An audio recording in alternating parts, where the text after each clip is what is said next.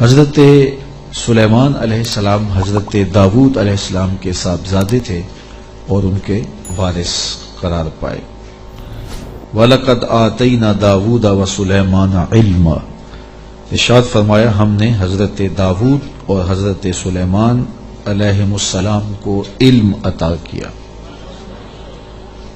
علماء نے لکھا ہے کہ اللہ نے انہیں اختیار دیا کہ یا حکومت لے لو، یا دولت لے لو، یا علم لے لو۔ تو انہوں نے کہا مالک ہمیں علم دے دیں، تو اللہ نے دولت و حکومت اس کے صدقے سے عطا کر دی۔ تو سب سے بڑی دولت علم ہے۔ تو یہاں کہا کہ ہم نے ان کو علم کے نور سے مالا مال کیا۔ اور اگر بنظر غور مطالعہ کریں تو علم ہی شہنشاہی ہے۔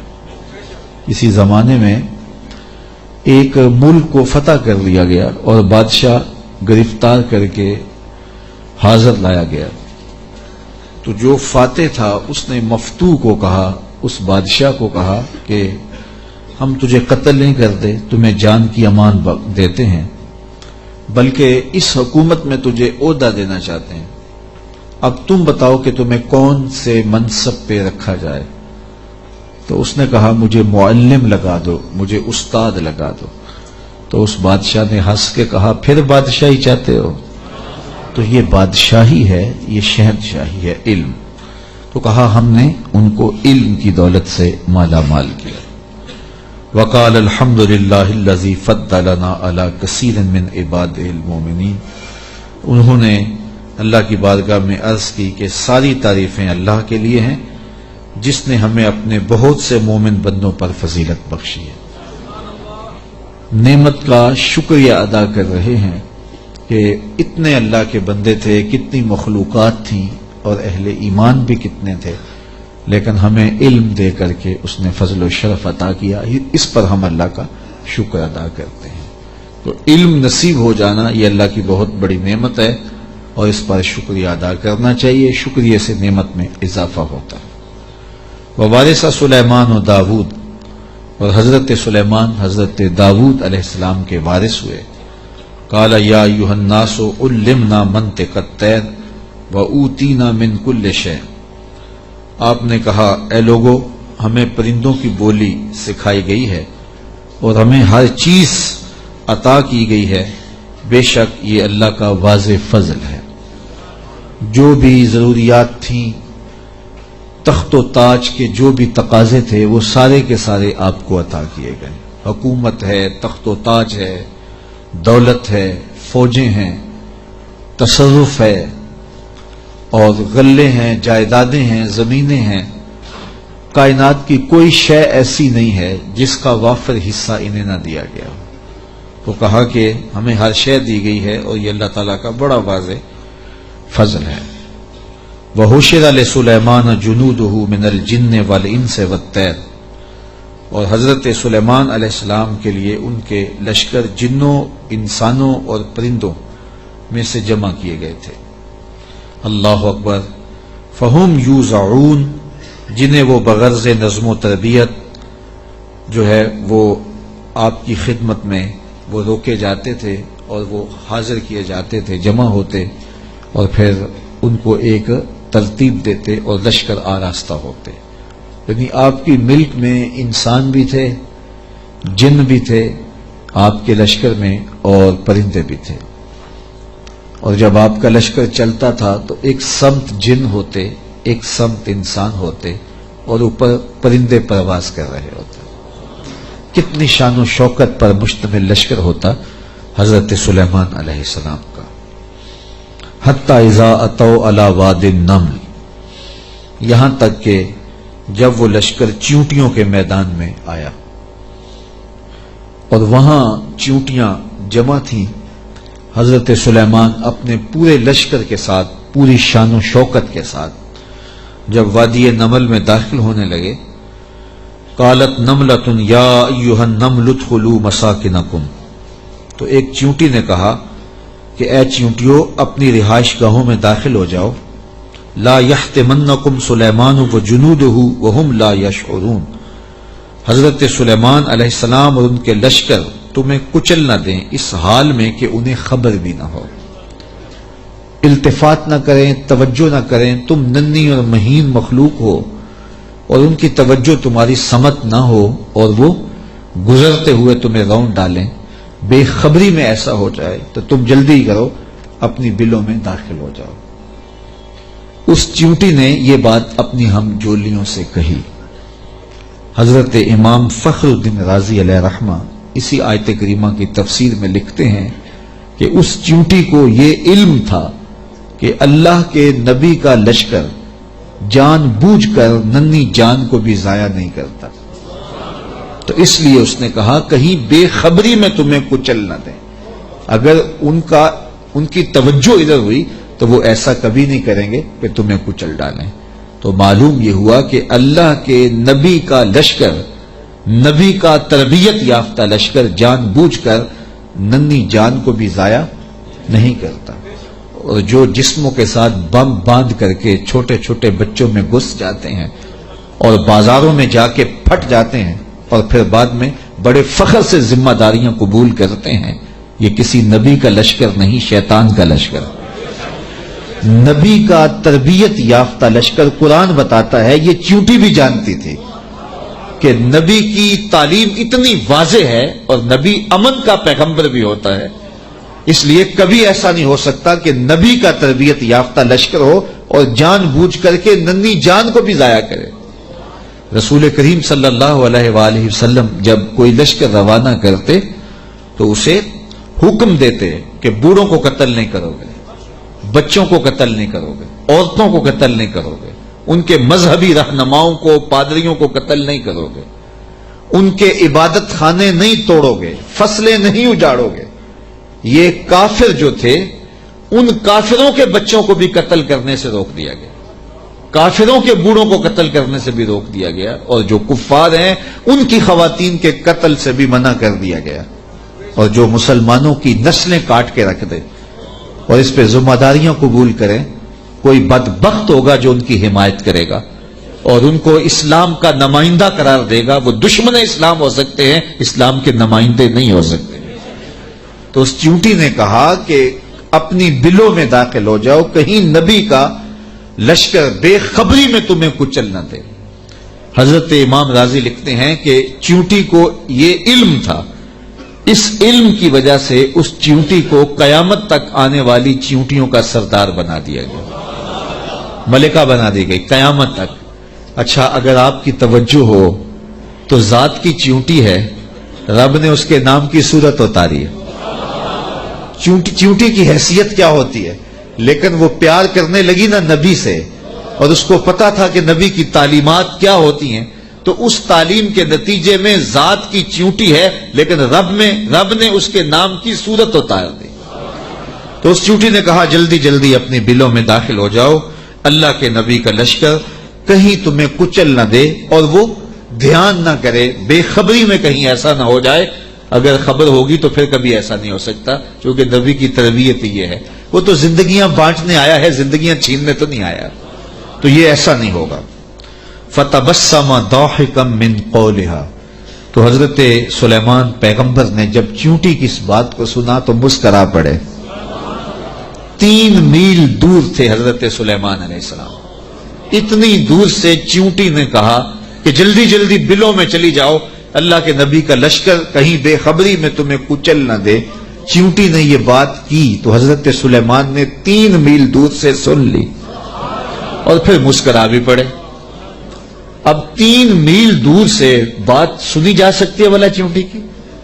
یہ اس حال سے باہر جو چیونٹیاں چل رہی ہیں، کوئی شخص جو بڑا ہی جو ہے وہ باریک سماعتیں رکھتا ہو، کیا وہ یہاں بیٹھ کر کے چیونٹی کی بات جو باہر ہے اس کو سن سکتا ہے؟ چلو جو آپ کے کرسی کے نیچے چل رہی ہے اس کو سن سکتا ہے، اس کی آواز کو، لیکن 3 میل دور سے چیونٹی کی آواز کو اللہ کا نبی سن بھی رہا ہے، اور جو وہ کہہ رہی ہے اس کو سمجھ بھی رہا ہے، اور اس پر تبسم بھی فرما رہا ہے۔ حضرات علماء فرماتے ہیں، جو تیوریات کے ماہرین ہیں، کہ چیونٹی کے منہ میں زبان نہیں ہوتی، پھر اس نے بات کیسے کر لی؟ ایک مہین سا وجود ہے تو اس کے منہ میں زبان نہیں ہوتی، دانت نہیں ہوتے، تو پھر بات کیسے کرتی ہے؟ اور حضرت سلیمان نے سن کیسے لی؟ تو کہا چیونٹی کے منہ کے قریب دو باریک سے بال ہوتے ہیں، مہین سے دو ریشے ہوتے ہیں، جب اس نے بات کرنی ہوتی ہے تو ان بالوں کو قریب کر کے رگڑتی ہے، اس رگڑنے سے جو آواز پیدا ہوتی ہے اس سے وہ اپنی ہم جولی کو کوئی میسج دے رہی ہوتی ہے۔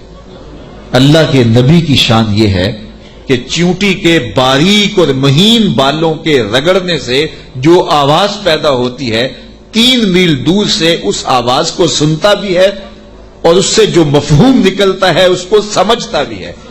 اور یہ اس نبی کی شان ہے جو ہاتھ باندھ کے مسجد اقصی میں تیرے نبی کے پیچھے کھڑا تھا۔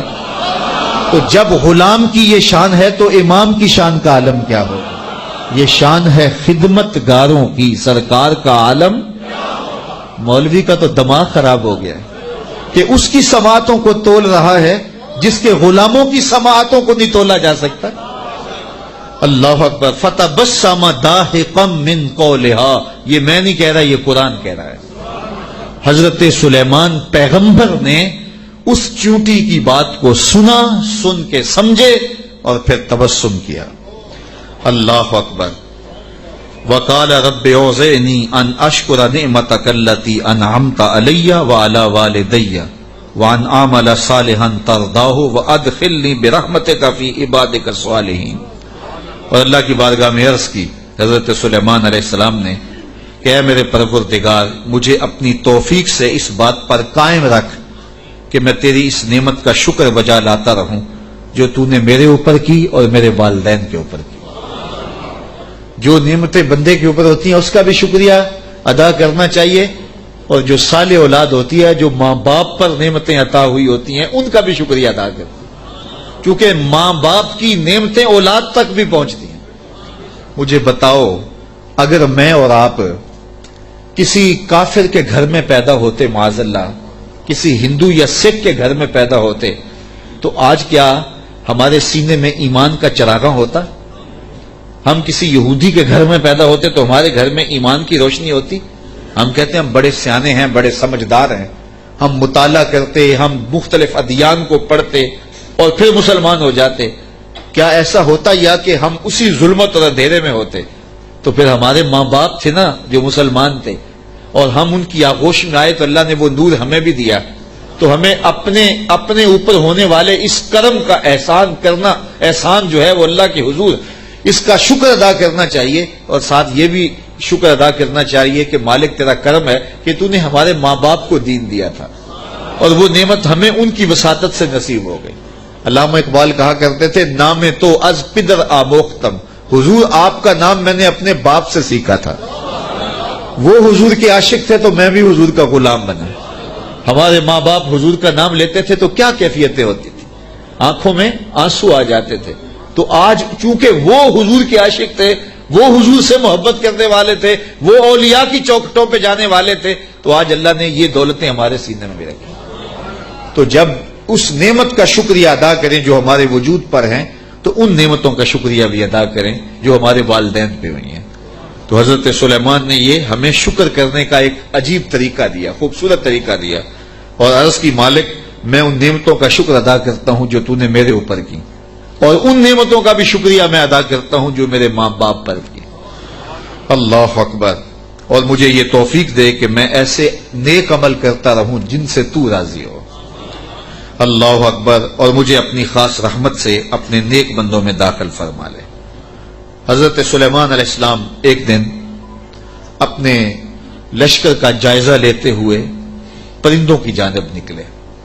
کیسی شان و شوکت تھی، جنوں پر بھی حکومت، انسانوں پر بھی حکومت، پرندوں پر بھی حکومت۔ وَتَفَقَّدَ الطَّيْرَ، تو آپ نے پرندوں کا جائزہ لیا۔ فَقَالَ مَا لِيَ لَا أَرَى الْهُدْهُدْ، فرمایا میں ہدہد کو نہیں دیکھ رہا۔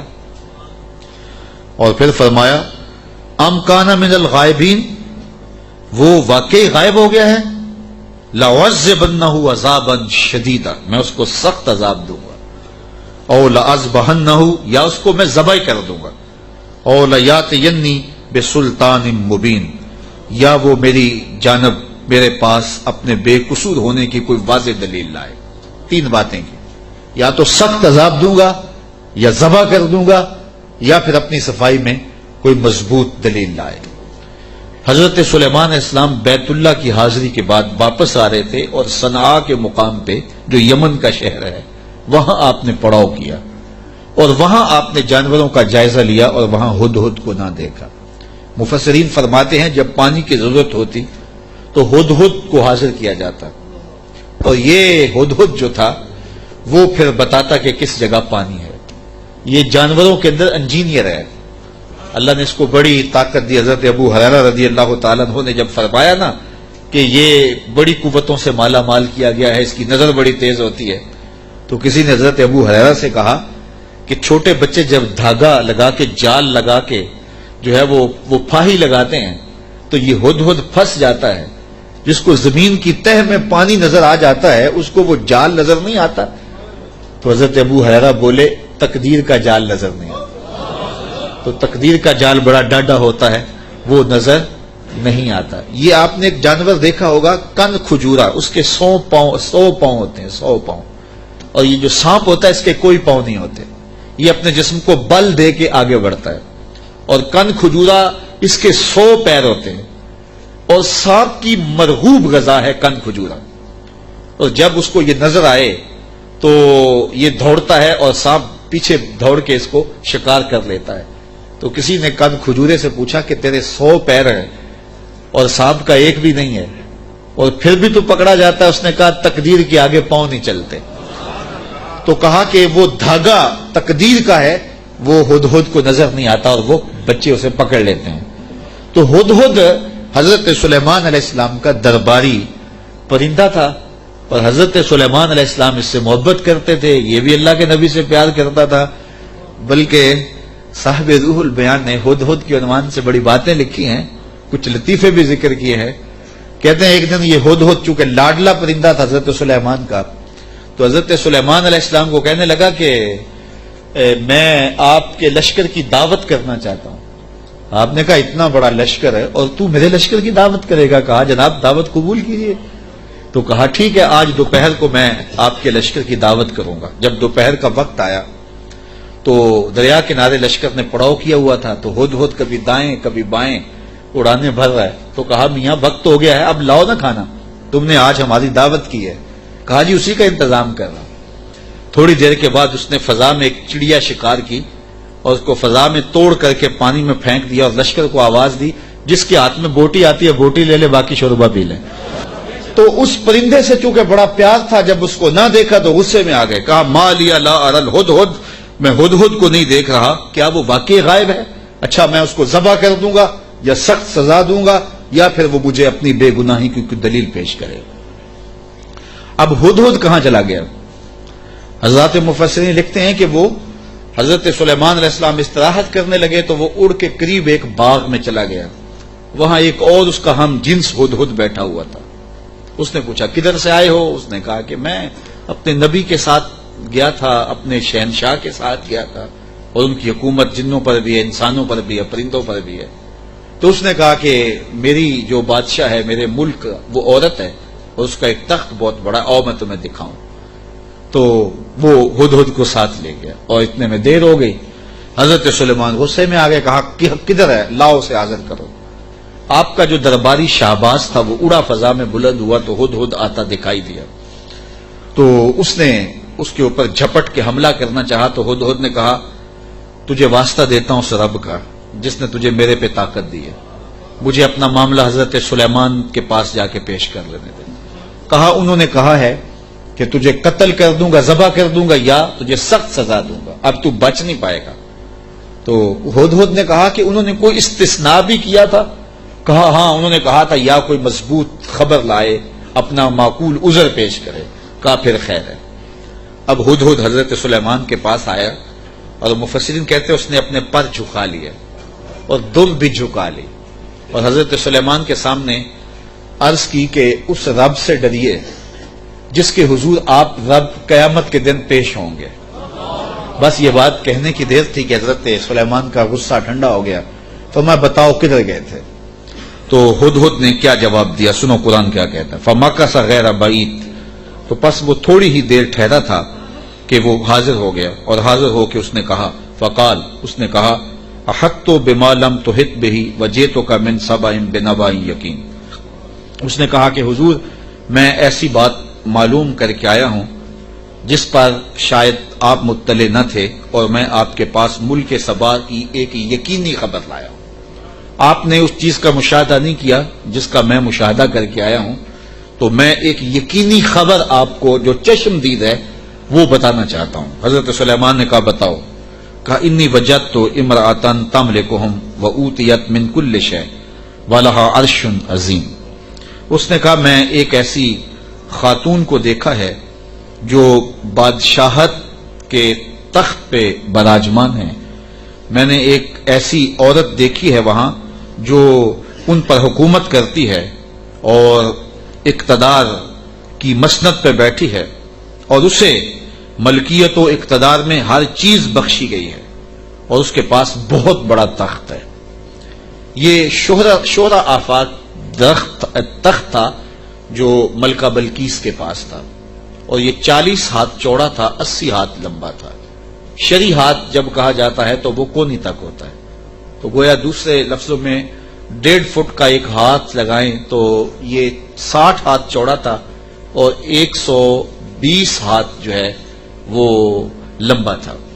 سونے چاندی اور قیمتی دھاتوں کا بنا تھا، اور 7 منزلیں تھی اس کی، اور قیمتی موتی اس کے اوپر لگے تھے، اور جب وہ اپنا دربار لگاتی تو اس تخت کے اوپر بیٹھتی، اور اس کے 12,000 سردار تھے قوم کے جن کے تحت فوجیں تھیں، اور ایک مضبوط نظم و نسق تھا، ہر شے فوجیں آلات حرب و ضرب بہت کچھ دیا گیا تھا۔ تو اس بات کی کہانی سنائی، اور آگے فرمایا وجدتها وقومها يسجدون للشمس من دون اللہ، میں نے دیکھا ہے وہ اور اس کی قوم اللہ کے علاوہ سورج کو پوجتی ہے، اللہ کو چھوڑ کر سورج کی پرستش کرتی ہے۔ وَزَيَّنَ لَهُمُ الشَّيْطَانُ أَعْمَالَهُم، اور شیطان نے ان کے لیے ان کے اعمال مزین کر دیے ہیں۔ فَصَدَّهُمْ عَنِ السَّبِيلِ، اور شیطان نے ان کو راہ حق سے، راہ توحید سے روک دیا ہے۔ فَهُمْ لَا يَهْتَدُونَ، اور وہ ہدایت نہیں پا رہے۔ اللہ يَسْجُدُوا لِلَّهِ الَّذِي يُخْرِجُ الْخَبْءَ فِي السَّمَاوَاتِ وَالْأَرْضِ وَيَعْلَمُ مَا تُخْفُونَ وَمَا تُعْلِنُونَ۔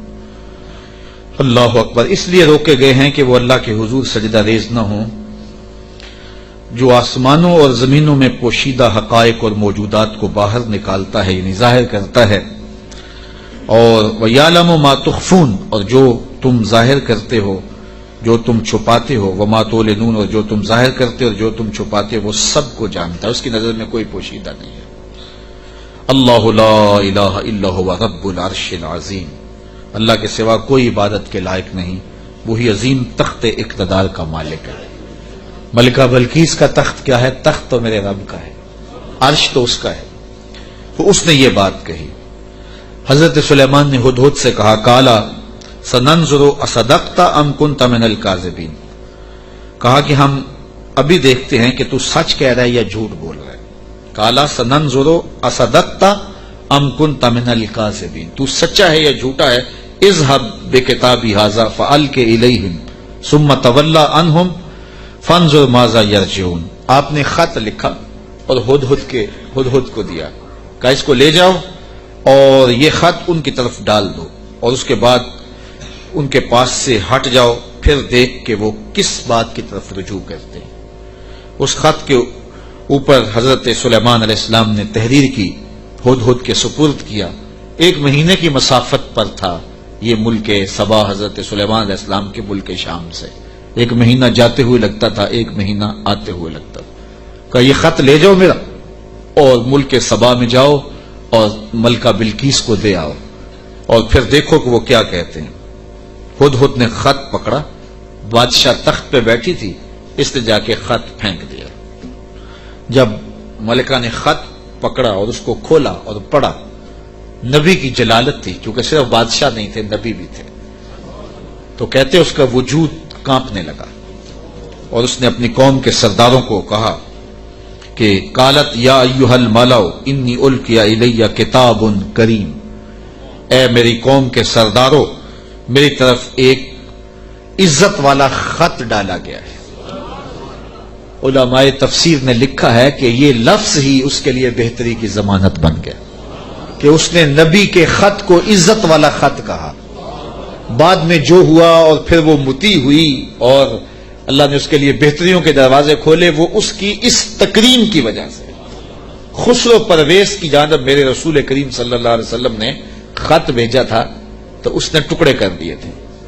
تو آقا کریم علیہ السلام نے جب سنا تو فرمایا اللہ اس کی سلطنت کے ٹکڑے کرے گا، اور ایسے ہوا. تو پرویز نے حضور کا خط پھاڑا تھا تو ذلیل و رسوا ہو گیا، اور اس نے اللہ کے پیغمبر کے خط کو سینے سے لگایا اور کہا یہ عزت والا خط ہے جو میری جانب ڈالا گیا ہے. انہ من سلیمان، بے شک یہ حضرت سلیمان کی طرف سے ہے. وانہ بسم اللہ الرحمن الرحیم، اور بے شک اس میں یہ لکھا ہے کہ اللہ کے نام سے شروع جو رحمان اور رحیم ہے. تو یہ خط سلیمان علیہ السلام کی جانب سے لکھا گیا تھا، اور وہاں اس زمانے میں خط لکھنے والا اپنا نام پہلے لکھتا تھا پھر مضمون خط کا لکھتا تھا. تو آپ نے پہلے کہا انہ من سلیمان وانہ بسم اللہ الرحمن الرحیم اللہ تعالی علیہ واتونی مسلمین. 2 لفظ لکھے. آپ نے کہا خط کا مضمون یہ تھا تم مجھ پر سر بلندی نہ چاہو، مجھ سے بڑا بننے کی کوشش نہ کرنا، سر بلندی نہ چاہو، اور فرما بردار ہو کے میرے پاس حاضر ہو جاؤ. بس 2 لفظ تھے، حضرت سلیمان کی مہر تھی، اور یہ خط ہدہد نے جا کے ملکہ بلقیس کو دیا.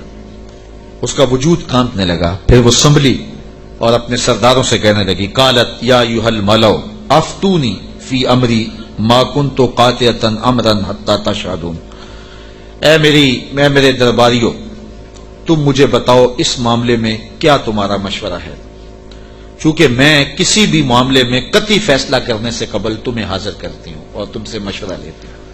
مشورے کے بغیر میں نے آج تک کبھی قدم نہیں اٹھایا، اور یہ میرا معمول ہے.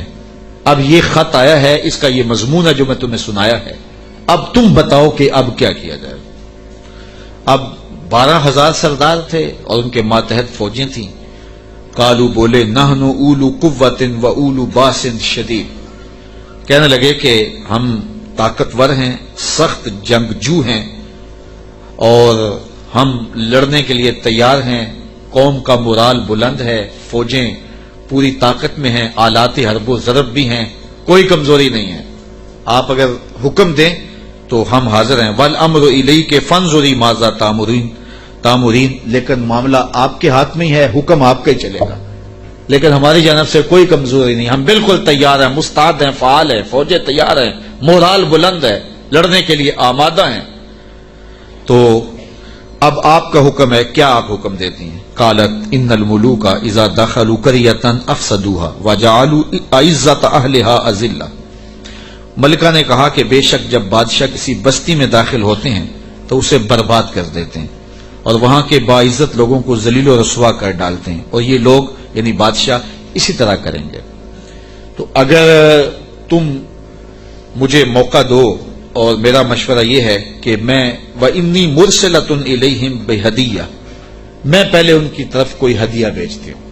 ہم لڑائی کا طبل نہ بجائیں، ہم پہلے ان کی طرف ہدیہ بھیجیں، پہلے دیکھیں. فَنَاظِرَةٌ بِمَا يَرْجُو الْمُرْسَلُونَ، پھر ہم دیکھتے ہیں کہ جو ہمارے قاصد گئے ہیں وہ کیا پیغام لاتے ہیں.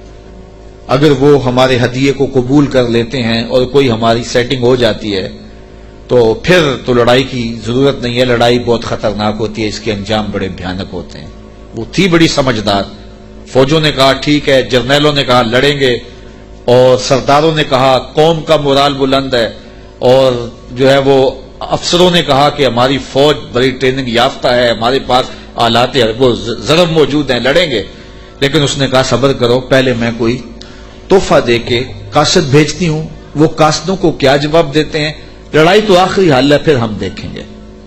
فلما جاء سلیمان، جب قاصد حضرت سلیمان کے پاس آیا، کہتے ہیں وہ تحفہ کیا تھا؟ مفسرین نے لکھا ہے کہ وہ سونے کی اینٹ تھی، اور اس کو قیمتی کپڑے میں دیباج میں لپیٹ کر کے باقاعدہ اس کے لیے جو ہے وہ ایک چیز بنائی گئی، اور غلافوں میں لپیٹ کر کے وہ خادم حضرت سلیمان کے پاس قاصد لے کر حاضر ہوا کہ ان کو اینٹ پیش کریں. چونکہ سونے اور چاندی سے بادشاہ لوگ بڑے خوش ہوتے ہیں، حضرت سلیمان کو جب پتا چلا کہ ان کے قاصد آ رہے ہیں اور اللہ کے نبی نے نور نبوت سے دیکھا بھی وہ کیا لا رہے ہیں، تو جنوں کو کہا حاضر ہو جاؤ، حاضر ہو گئے. کہا 1000 سونے کی اینٹیں میرے تخت کے آگے فرش پر بچھا دو. تو جب اینٹیں بچھی ہوئی انہوں نے دیکھی تو وہ جو تحفہ لے کے آئے تھے سنبھال کے ایک اینٹ، انہوں نے دیکھا کہ وہ اینٹیں تو قدموں میں پڑی ہوئی. تو اب وہ تحفہ دیتے ہوئے شرم محسوس کرنے لگے. کیا دے، الٹے بانس بریلی کو، یہاں تو اینٹیں قدموں میں پڑی ہوئی ہیں. علاؤ الدین خلجی ساری زندگی تڑپتا رہا کہ حضرت خواجہ نظام الدین اولیاء کی بارگاہ میں حاضری دوں. آپ مانتے نہیں تھے، آپ کا مزاج ایسا تھا کہ شاہوں سے گریزاں تھے. تو اس نے بڑا زور کیا. خیر جب اس نے یہ ارادہ کر لیا کہ میں حاضر ہونا ہے تو آپ نے علاؤ الدین کو لکھا کہ فقیر کی خانقاہ کے 2 دروازے ہیں، اگر تو ایک سے آیا تو میں دوسرے سے باہر نکل جاؤں گا، اور اگر تو نے زیادہ تنگ کیا تو تیرا شہر چھوڑ جاؤں گا. خیر بادشاہ نے ایک دن جو ہے وہ بغیر بتائے خانقاہ میں حاضری دی. شیخ کو پتا چلا تو انہوں نے دروازے پر پہرے دار کھڑے کر دیے کہ بادشاہ کو اندر نہیں آنے دینا. بادشاہ نے ان کے تیور پڑے فقیروں کے، تو یہ جو پیروں کے مرید ہوتے تو دیوانے ہیں. کہا کہ یہ تو مر جائیں گے لیکن شیخ کے دروازے سے اندر نہیں جانے دیں گے. تو بادشاہ کو شرارت سوجی تو اس نے کاغذ کے ٹکڑے پہ لکھا کہ یہ کیا ہوا کہ بادشاہوں کے دروازوں پہ بھی بواب چوکیدار اور فقیروں کے دروازے پہ بھی بواب. تو اندر سے شیخ نے اسی کاغذ کے ٹکڑے پہ بیک پہ اس کی پشت پہ لکھ کے بھیجا، فرق یہ ہے کہ بادشاہوں کے درباروں پر جو بواب ہوتے ہیں وہ فقیروں کو روکنے کے لیے ہوتے ہیں، اور جو فقیروں کی چوکھٹ پہ بواب ہوتے ہیں وہ امیروں کو روکنے کے لیے ہوتے ہیں. بادشاہ کہنے لگا کہ مجھے حضرت کی خانقاہ تو دیکھنے کی اجازت ہوگی.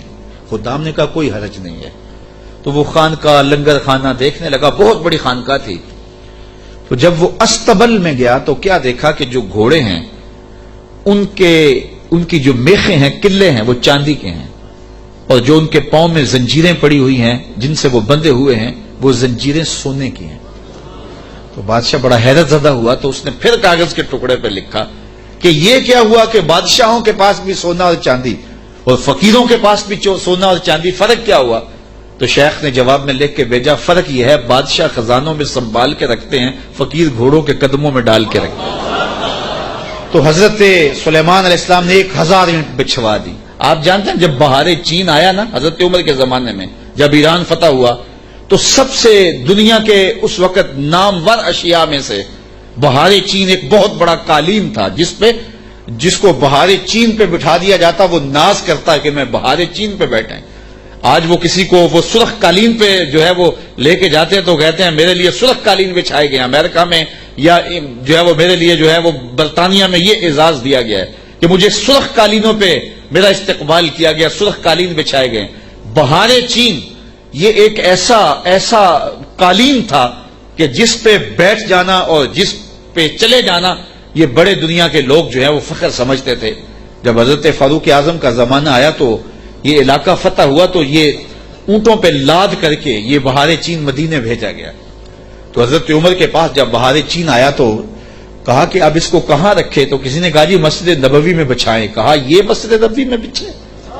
وہاں کی جو چٹائیاں ہیں اس قالین سے افضل ہیں، وہاں اس کو یہاں نہیں بچھائیں گے. تو کہاں رکھے؟ حضرت عمر نے حکم دیا کہ مسجد نبوی کے باہر جہاں لوگ جوتے اتارتے ہیں وہاں رکھا جائے. اور وہ بہار چین جس پہ لوگ بیٹھنا اعزاز سمجھتے لوگ وہاں جوتے پوچھ کے گزرتے تھے. تو فقیروں کی نظر میں کیا چیز ہوتی ہے ان چیزوں کی؟ تو 1000 اینٹ جب بچھی ہوئی دیکھی تو وہ کیا تحفہ دیتے؟ حضرت سلیمان علیہ السلام نے کہا کالا اتو مدوننی بمال، تم مجھے مال سے میری مدد کرتے ہو؟ تم کیا سمجھتے ہو تم میرے پاس جو ہے وہ مال و دولت سے میری مدد کرنا چاہتے ہو؟ فما آتانی اللہ خیر مما آتاکم، اللہ نے جو مجھے دیا ہے وہ اس سے بہتر دیا ہے جو تم کو دیا ہے، تمہارے سے بہتر مجھے نوازا ہے. بل انتم بہدیتکم تفرحون، بلکہ اپنے ہدیے پہ تم خوش ہو کہ یہ مال ہے، ہم مال کے ہدیے کو قبول نہیں کرتے. ایک طرف سورج کو پوجا جا رہا ہے، رب کے ساتھ شریک ٹھہرایا جا رہا ہے، اور میں ایک اینٹ لے کے راضی ہو جاؤں سونے کی اور تم اللہ کی مخالفت کرتے رہو.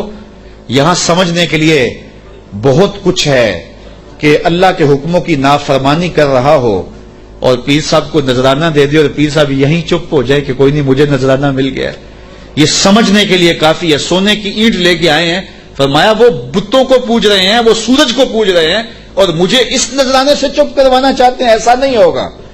اور آپ نے اس قاصد کو پیغام دیا، ارجع الیہم، جا ان کے پاس اور ان کو بتا جا کے کہ فَلَنَاتِيَنَّهُمْ بِجُنُودٍ لَا قِبَلَ لَهُمْ بِهَا وَلَنُخْرِجَنَّهُمْ مِنْهَا أَذِلَّةً وَهُمْ صَاغِرُونَ۔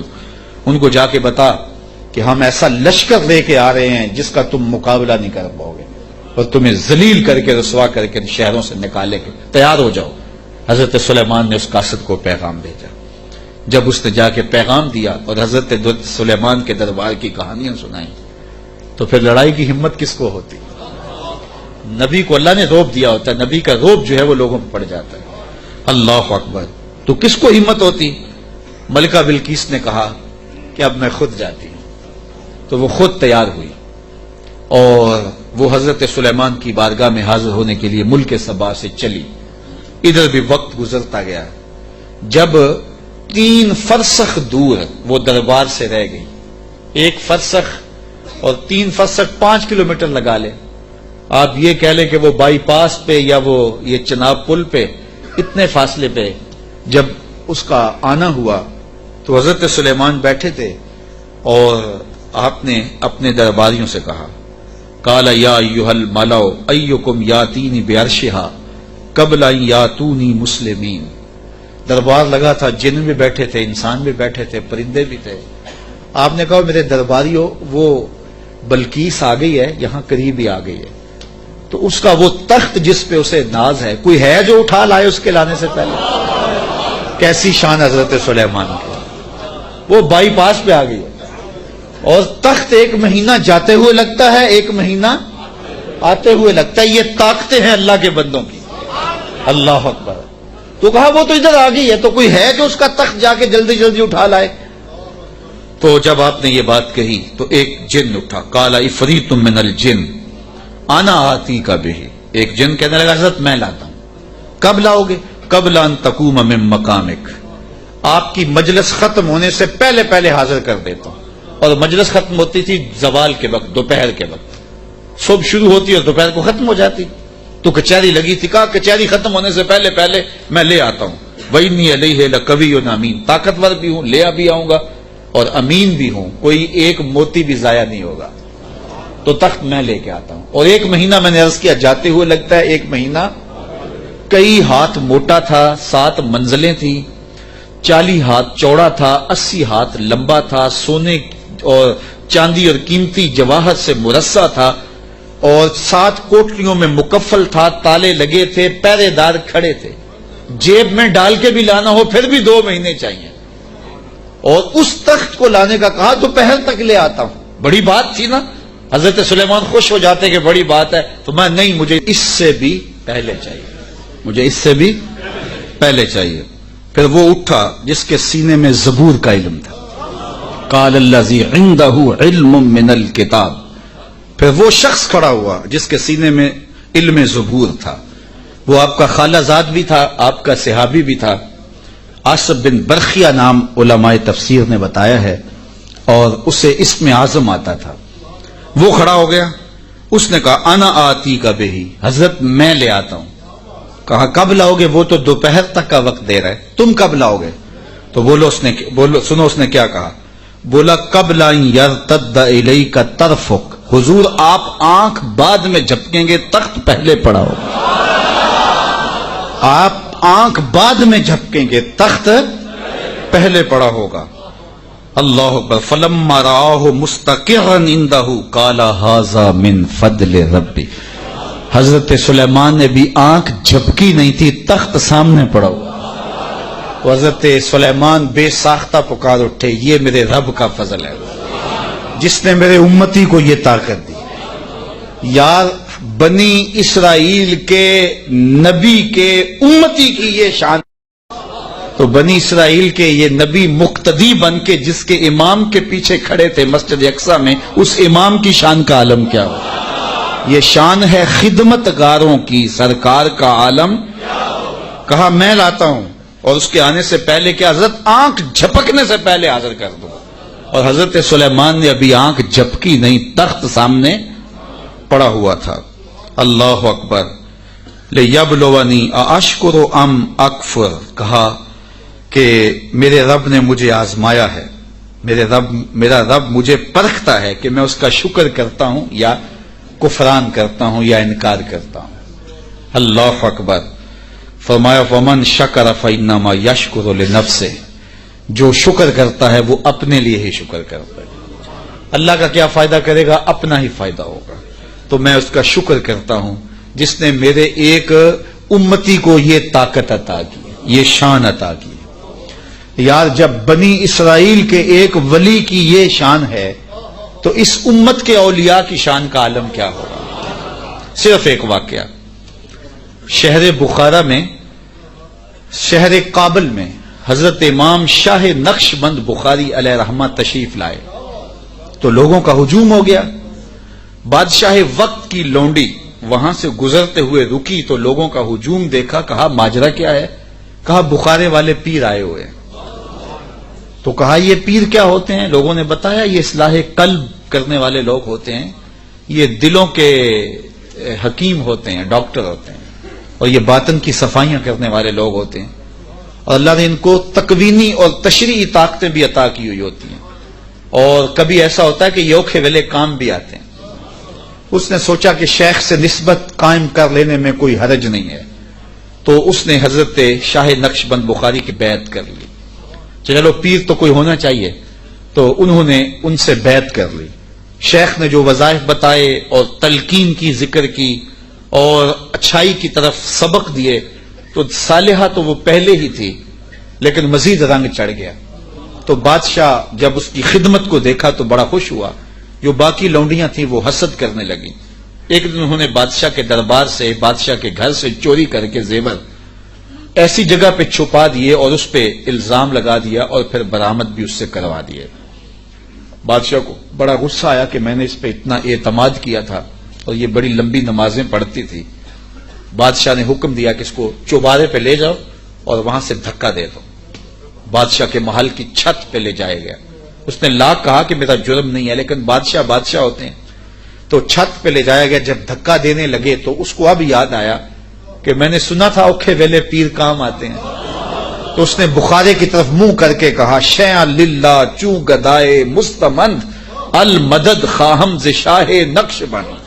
سنا ہے اوکھے ویلے پیر کام آتے ہیں، اس سے اوکھا ویلا میرے پہ تو نہیں آ سکتا. یہ اس نے کہا تو پیچھے جلاد نے دھکا دے دیا.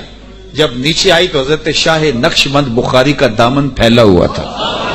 آپ نے آرام سے پکڑ کے نیچے رکھ دیا. تو اس نے حیرت سے پوچھا حضرت آپ کب آئے ہیں؟ تو شاہ نقشبند بخاری فرمانے لگے تو از چبارہ آمدی من از بخارا آمدم. تو چبارے سے چل پڑی تھی، میں بخارے سے چل پڑا. تو کہا حضرت آنکھ جھپکنے سے قبل وہ تخت حاضر کر دوں گا. جب تخت حاضر ہو گیا کہا یہ میرے رب کا فضل ہے جس نے مجھے اتنی طاقت عطا فرمائی. ومن کفر فإن ربی غنی کریم. اور اگر کوئی ولیوں کی اس طاقت کو نہیں مانتا، نبیوں کی اس طاقت کو نہیں مانتا، اللہ کے بندوں کی طاقتوں کو نہیں مانتا، اللہ کو پرواہ بھی کوئی نہیں. نہ مانے کوئی، اللہ کو کیا پرواہ ہے؟ وہ غنی بھی ہے اور کریم بھی ہے. کالا نکروا لها عرشها ننظر اتهتدی ام تکون من الذین لا یهتدون. آپ نے فرمایا جلدی جلدی کرو، تخت کا حلیہ بھی بدل دو، اس کی شکل جلدی جلدی تبدیل کر دو، تاکہ جب وہ آئے تو ہم دیکھیں کہ وہ اس کو پہچانتی ہے یا نہیں پہچانتی. تو تخت کا حلیہ بدل دیا گیا. فلما جاءت، جب ملکہ بلقیس پہنچی، قیل اہاکذا عرشک، کہا تیرا بھی اس جیسا کوئی تخت ہے؟ اس تخت کی طرف اشارہ کر کے کہا کہ کیا تمہارا تخت اسی طرح کا ہے؟ تو قالت کانہ ہوا، بولی یہ وہی تو ہے، یہ وہی تو ہے، بولی یہ وہی ہے. وَأُوتِينَا الْعِلْمَ مِنْ قَبْلِهَا وَكُنَّا مُسْلِمِينَ. اس نے کہا کہ ہمیں اس کی پہلے ہی خبر ہو گئی. حضرت آپ تخت کو بدل بدل کے نہ دکھائیں، ہم پہلے ہی مان گئے ہیں، ہم پہلے ہی مان گئے ہیں اور ہم مطیع بن کے آئے ہیں، فرما بردار بن کے آئے ہیں. وَصَدَّهَا مَا كَانَتْ تَعْبُدُ مِن دُونِ اللَّهِ. اور اس ملکہ کو اس معبود باطل نے پہلے قبول حق سے روک رکھا تھا. اللہ اکبر. کس نے؟ جس کو وہ اللہ کے علاوہ پوچھتی تھی. انہا کانت من قوم کافرین، بے شک وہ کافر قوم سے تھی. قیلا لہا ادخلی السرح، اس کو کہا گیا اب محل میں آ جاؤ. یہ تو منظر باہر ہی تھا، کہا اب آ جاؤ ہمارے محل کے اندر. جب محل میں داخل ہوئی فلما رأتہ حسبتہ لجہ، ایسے کیا گیا تھا کہ پانی ڈال کر کے حوض بنا کے اس میں پانی ڈالا، مچھلیاں ڈالے اور اس اوپر ایک شیشہ رکھ دیا. اور وہ شیشہ اتنا خوبصورت تھا اور اتنا لطیف تھا کہ محسوس نہیں ہو رہا تھا شیشہ ہے، لگتا تھا آگے تالاب ہے، تو اور کوئی راستہ بھی نہیں تھا. تو جب وہ گزرنے لگی حسبتہ لجہ، اس نے اس نیلگوں پانی کی لہریں جب چلتی ہوئی دیکھیں تو وہ سمجھی کہ یہ تو کوئی جو ہے وہ تالاب ہے. وَكَشَفَتْ عَنْ سَاقَيْهَا، اس نے اپنی پنڈلیوں سے کپڑا اوپر کر لیا. قَالَ إِنَّهُ صَرْحٌ مُمَرَّدٌ مِّن قَوَارِيرَ، تو حضرت سلیمان علیہ السلام نے فرمایا کہ یہ گہرے پانی کا تالاب نہیں ہے، بلکہ یہ تو شیشوں کا جڑا ہوا محل کے، شیشوں سے جڑے ہوئے محل کا صحن ہے، اور یہ جو ہے وہ ایسا ماجرا نہیں ہے. تو اپنے لباس کو اوپر کر لے. قالت رب انی ظلمت نفسی، تو وہ کہنے لگی میں نے اپنے نفس پہ میرے رب ظلم کیا ہے، اور آج میں اس مجمع کو گواہ بنا کے، تیرے پیغمبر کو گواہ بنا کے آج اس محل کے اندر میں اعلان کرتی ہوں وَأَسْلَمْتُ مَعَ سُلَيْمَانَ لِلَّهِ رَبِّ الْعَالَمِينَ، میں حضرت سلیمان کے رب پر، تمام جہانوں کے رب پر ایمان لاتی ہوں، اور ایمان کی دولت سے مالا مال ہوئی. پھر حضرت بلقیس کا نکاح کیا حضرت سیدنا سلیمان سے ہوا یا دوسری روایت کے مطابق طبع یمن سے ہوا، اس کے بارے میں روایات مختلف ہیں، مفسرین نے دونوں باتیں لکھی ہیں. تو اللہ کے نبی کی شان ہی کیا نرالی تھی.